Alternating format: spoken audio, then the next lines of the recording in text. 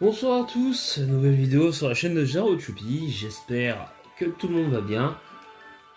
Du coup ce soir on va vous montrer deux petits games. Du coup Brian m'en a envoyé donc j'en profite. Brian était pas revenu en OG Overuse depuis... Oh là là, belle lurette. Ça doit bien faire 5 ou 6 mois. Et ben là ça tombait bien, parce que du coup il a fait un petit retour au Mont Argenté, de ce que j'ai compris. Et ben il m'a envoyé en fonction du build du MA du coup. Il m'avait envoyé une game. Alors quelques games, alors va falloir peut-être en profiter parce que là, je vois Fildrong a fait une vidéo récemment pour expliquer que l'avenir de sa chaîne pourrait être influencé du fait qu'il y aurait plus de 6v6 peut-être sur console et que Shodan ça commence à être un peu compliqué, donc on sait pas trop. Mais même moi, je vais peut-être devoir adapter un petit peu la chaîne, donc on ne sait pas encore. Ce qui paraît évident, c'est que le 6v6 est amené à malheureusement disparaître un jour ou l'autre. Ça, il faut clairement se le dire. Donc, il faut profiter des derniers instants que le 6v6 offre. Et voilà, et puis les souvenirs qui vont avec. Peut-être que je m'avance un peu. Ce sera peut-être pas pour tout de suite, hein, peut-être pendant quelques années, je ne sais pas, quelques mois. Voilà, ça va dépendre aussi si Shodan va proposer un tir en 10G ou pas du tout. Ça va dépendre aussi de ce que Shodan va aussi clairement proposer. Donc, et du nombre de joueurs qui vont continuer à jouer dessus. Donc voilà, tout va dépendre de ça aussi. Donc on va montrer en attendant cette game. Donc c'est Brian contre Aaron. Donc de l'autre côté, je pense qu'on a une screen. Hein. Ça se voit bien hein, clairement avec les Goliath. Hein, ça a l'air d'être une screen offense.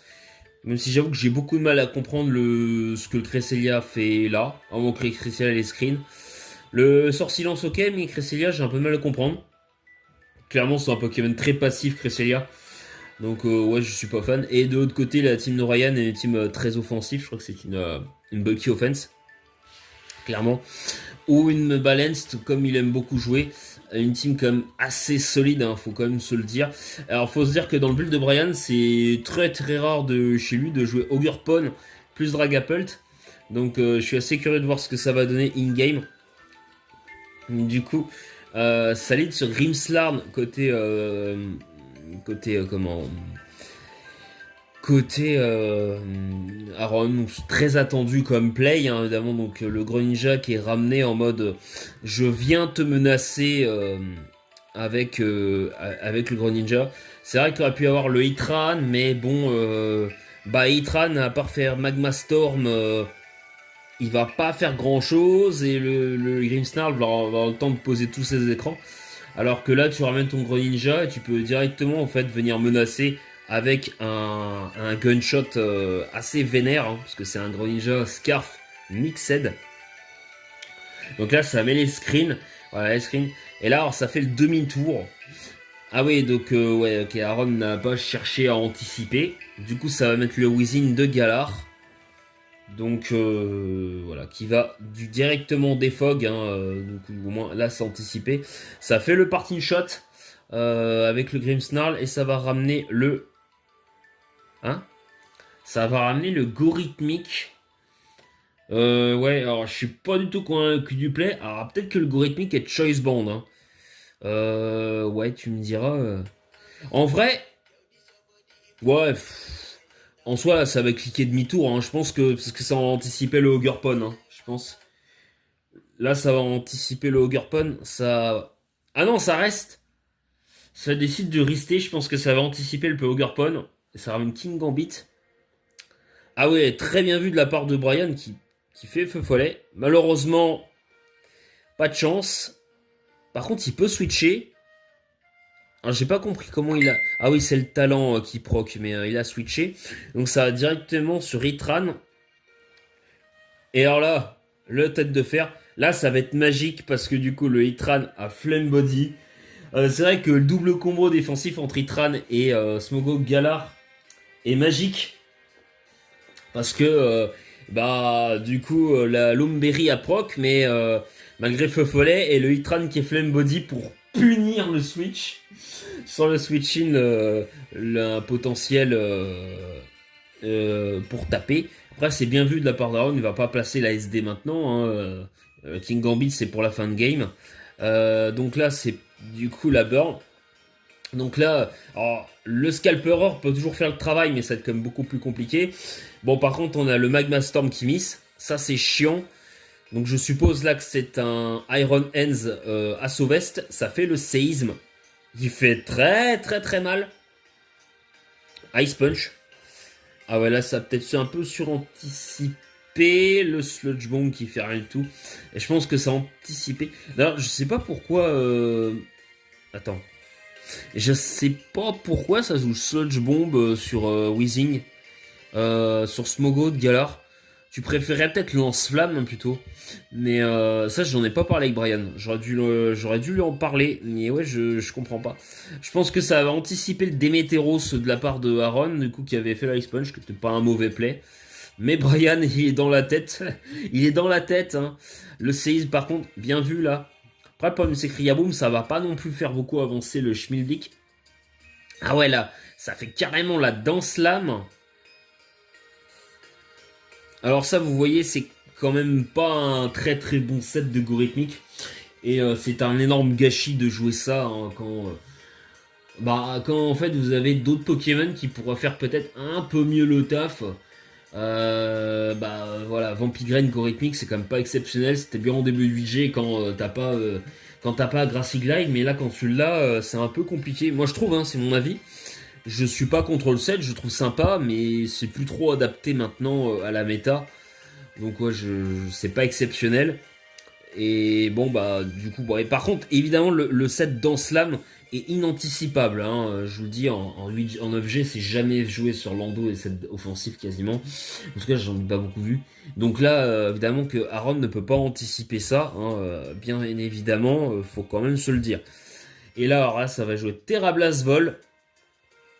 Du coup, qui fait vraiment très très mal. Le Démétéros qui fait d'énormes dégâts malgré la Vampigraine. Et alors là, il y a vraiment quasiment aucun switch in au Poké. Et le Cresselia qui va se faire tout shot. Hein. C'est dire à quel point Go rythmique tape tellement fort. Parce que, enfin, le Démétéros, le Poké est tellement vénère avec 145 d'attaque. Et son stab. Parce que ça tout shot comme un Cresselia. Cresselia qui est quand même un énorme bulk. Et le Poké, il tank pas un Démétéros à plus 2, quoi. Donc c'est quand même ça qu'on se voit que la force de frappe de Démétéros est quand même assez exceptionnelle. Là, je pense que ça va continuer de taper. Du coup. Ah non, ça anticipe, ça fait une danse lame carrément. Ah ouais, ça rigole zéro là, hein, ça veut. Je suis surpris qu'il n'y a pas eu taunt. Et du coup, ça a anticipé la parting shot. Alors bon, là, ça va mettre le King Gambit, mais je pense que ça va faire comme des sacrés dégâts. 34%, c'est un King Gambit qui doit avoir du bulk. Donc là, bah, t'es obligé de switcher. Parce que t'as le Grassité Rein. Ah non, même pas. Ah non, ça ne switche pas. D'accord. Alors ça tape la Danse Slam. Ouais, tu me diras, tu vas peut-être taper la Kuba. Je pense que ça va taper Kuba, ça switch sur Ogerpon. Ouais, ça fait le Sucker Punch qui était quand même assez anticipable, effectivement. Mais est-ce qu'il y avait vraiment le choix? Là, je pense que ça anticipait le encore. Voilà, c'est bien vu de la part d'Aaron. Hein. Et comme Riaboom est un bon counter à Ogerpon, du coup, t'es obligé de partir. Voilà, le demi-tour, mais là, il y a le Hitran. En plus, la double burn. Du coup, c'est vrai que là, par contre, c'est un peu dur. C'est un peu dur, mais bon, c'est le style un petit peu de... C'est le rôle un peu de ce Hitran, hein, de burn. Alors si, le Hitran, il est assez... Putain, oh, le Vampipouin. Par contre, il n'y a pas eu la burn, hein, peut-être pas abusé. Mais le Vampipouin, il est abusé, quoi. C'est abusé. Non, franchement, c'est... Drain Punch, putain, là, les dégâts du du Pokémon, c'est abusé, il fait 0. Ah, le Iron Hands, quand même, c'est vraiment très fort. Hein. Là, ça refait Vampipouin. Ah non, ça fait White Charge. Il n'y a pas eu la para. Putain, le Pokémon, il rigole 0, quoi. Il a pas le booster attaque, en plus. Alors, soit il est... Non, il n'est pas de Choice Band, parce qu'il a changé... Mais il doit être rigide. Ok, Feu Follet. C'est bien vu de la part d'Aaron qui prend un peu le dessus, du coup, pour l'instant, ça game. Enfin, qui donne cette impression. Là, ça va switcher sur le Démétéros pour l'intimidation. Ah. Attends. Alors ça joue scalpereur acharné. Ouais, pourquoi pas, mais enfin... Ah ouais, mais du coup, ouais, le scalpereur, il fera jamais le taf d'un... Non, franchement, scalpereur acharné, c'est pas nul, hein, mais... Quand t'as Général Suprême, tu préféreras Général Suprême 10 000 fois, hein. Parce que là, bah du coup, Général Suprême, vu que t'as un Pokémon de mort, le Cotoclave, peut-être pas là en termes de dégâts, mais un peu plus tard, avec un Pokémon de mort, avec un autre Pokémon de mort de la team de Aaron, ou de Bras. Attends. Non, ah non, le Général Suprême, ça s'active si t'as un de tes Pokémon en plus qui est mort, hein. Oui, c'est ça. Si t'as un autre Pokémon qui est mort, bah tu vois, tu feras plus de dégâts. Et là, t'aurais tué le Démétéros. Pas avec un seul, mais avec deux, quoi. Donc, sur la durée d'une game, bah je suis pas sûr que ce soit très très fort le acharné, quoi. Surtout qu'en fait, le gros problème d'acharné, c'est que bah en fait, il y a quasiment aucun Poké qui défogue en 9G, donc beaucoup plus de spin, donc bah acharné n'a pas grand intérêt. Je suis pas très convaincu par ça, mais bon après, euh, chacun fait ce qu'il veut, hein. Je ne juge pas, je donne juste mon avis. Le encore du coup qui bloque le Sucker Punch, le King Army qui meurt à petit feu. Donc t'anticipes le switch et du coup est-ce que ça va switcher? Ah non, c'est vrai qu'il y a le acharné, il est quand même bien chiant comme le acharné. Mais du coup ça a switché. Est-ce que le Grassy Glide il tue? Je crois pas là, hein. Tu switches là, hein. T'es obligé de switcher là, hein. Et là, Et là, je pense que ça va cliquer au Terra Blast Ball. Ou bon, alors là, je pense que le Poké va bientôt mourir. Le King Gambit, il meurt la prochaine fois qu'il revient sur les rocs. Ok, là, ça n'a pas fait coup bas. Je pense que là, ça a anticipé un switch. Non, c'est vrai que ce qui est fou, c'est que Brian, il est dans la tête, hein. Quand c'est comme ça, c'est pas facile. Moi, ça m'est arrivé aussi. En fait, surtout quand il connaît les joueurs en face. C'est pas qu'Aaron joue mal, hein, au contraire, mais quand il est dans la tête, c'est pas facile de le passer. Parce que surtout quand il te connaît, bah du coup il sait anticiper à peu près tes moves, il fait les plays les plus logiques en soi. Et il t'amène ça à suffit. faire des erreurs de débutant du coup, que tu ne ferais pas forcément. Parce que toi tu vois, tu sais comment il joue aussi, donc du coup il va s'adapter en sachant comment le play que tu ferais, que lui du coup ne fera pas du, contre toi. Donc, ben ouais, c'est pas facile. Quand c'est comme ça, c'est pas évident. Du coup, triple burn, c'est vrai que c'est compliqué. Le scalpereur, plus le gorithmique, plus le Iron Hands. En plus, c'est un Within de Galar et Pen Split. Donc c'est vrai que au départ, Aaron était plutôt pas trop mal, hein. Il a fait quelques anticipations intéressantes. Mais du coup, la team de Brian est quand même très solide. Et le Demeteros Terra Blast fait beaucoup, beaucoup de dégâts. Il vient menacer fort. Et t'as quand même intimidation.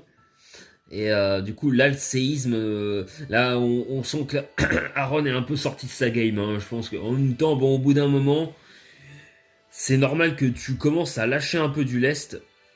Là, je pense que tu pourrais refaire une danse lame.